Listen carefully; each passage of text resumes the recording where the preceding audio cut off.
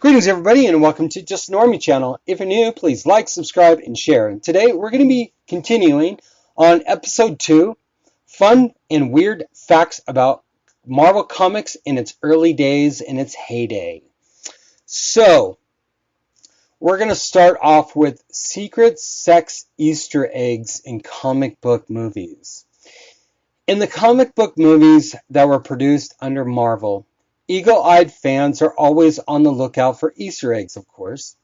These are nods to the comics in which the motion picture story comes from. But even the comics themselves contain them. The writers and illustrators would leave fun things for readers to find in certain issues. Now, I wonder if they got any of that stuff even today. You know what I'm saying?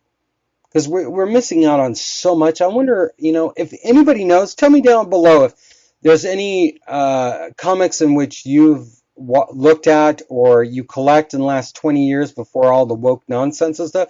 If this is something that writers and illustrators and comic book people still do. I would imagine they do. That would be kind of cool, though. But not every one of these fun little secrets was of family-friendly variety. Some were a bit, shall we say, risque. There is one example of this being found in New X-Men number 118. Concealed within the comic book panels of this fantastic mutant story is the word sex. And it is not just seen once or twice or even 3 times. The fornication designation can be found 18 times throughout the tale. Artist Ethan Van Sciver did this to have a bit of a laugh at Marvel's expense. These Easter eggs are more enticing than the publisher probably hoped for.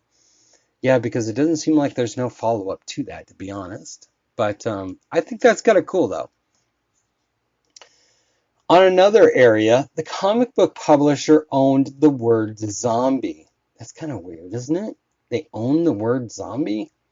It's like asking Apple that they own the word apple when the fact is that's such a generic name. You can't publish or own the word apple, you know what I'm saying? So when Marvel published The Tale of Zombies in 1973, they attempted to trademark the term zombie for use in their stories.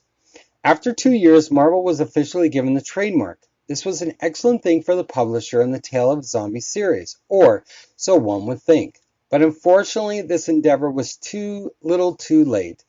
Tale of the Zombie, the whole reason behind the mission for the trademark, was on its way out. The infamous undead tale was destined for the chopping block. So in other words, they got to it too late. That happens, Even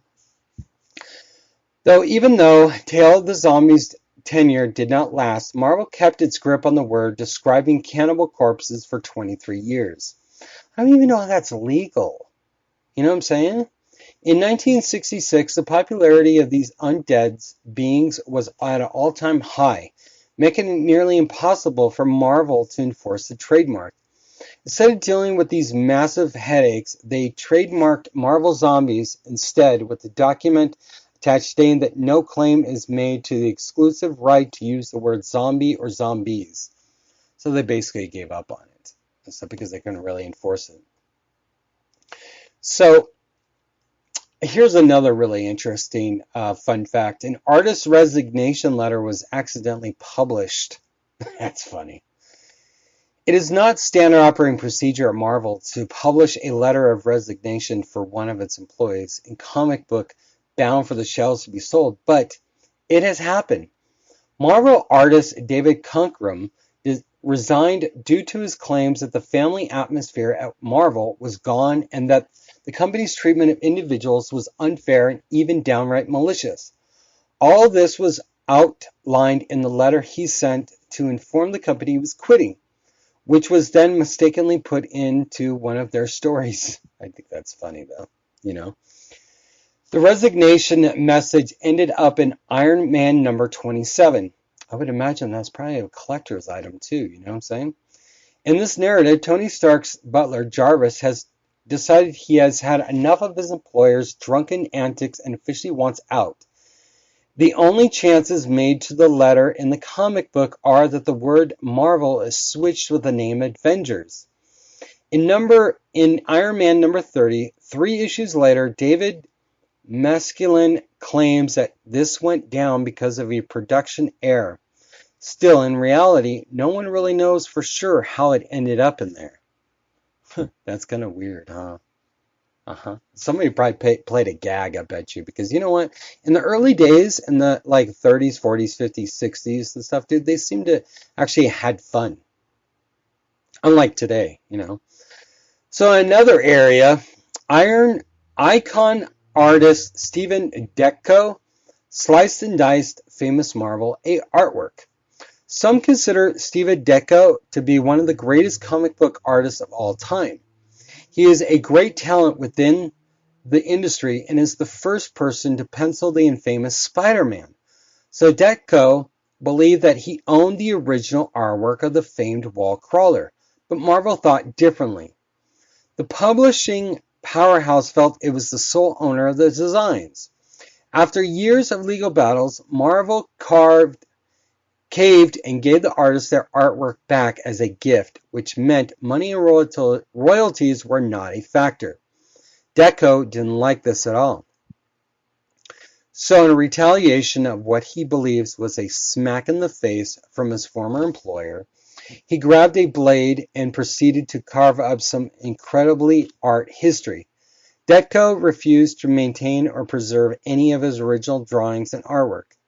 These famous boards and panels are now minced meat thanks to a feud over greed. The thought of some of those iconic relics slashed to pieces is really sad. Well, you know, that's Marvel for today, you know. I'm surprised that more people don't really do stuff like that, you know. So, on to our last fun fact. Marvel killed President Richard Nixon. Many presidents have made an appearance in the pages of Marvel Comics, but none more significant than Richard Nixon, also known as Tricky Dick. Tricky Dick was in Captain America number 175.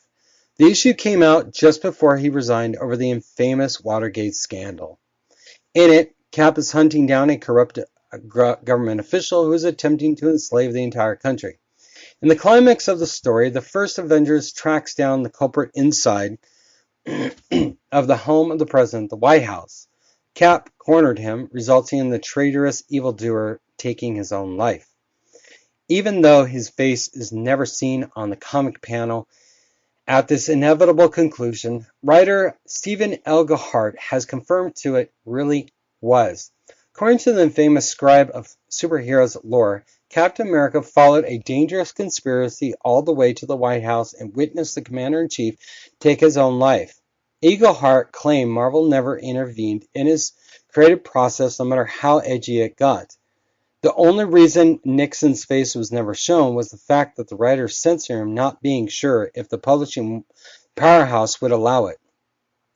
So that ends our part 2 of fun facts and weird Marvel history, which I really found very, very interesting. If there's anything you want me to follow up on and stuff like that, our next one is going to be, I'm going to be doing Dick Tracy, and I'm also going to be doing a FOIA report on the FBI's paranoia on comic books, which I found so fascinating, but I'm also not really all that surprised because J. Edgar Hoover was a paranoid piece of shit. So, but let me know what you think down below. Like, subscribe, and share, and I'll be talking to you all later. Take care, everybody. Bye.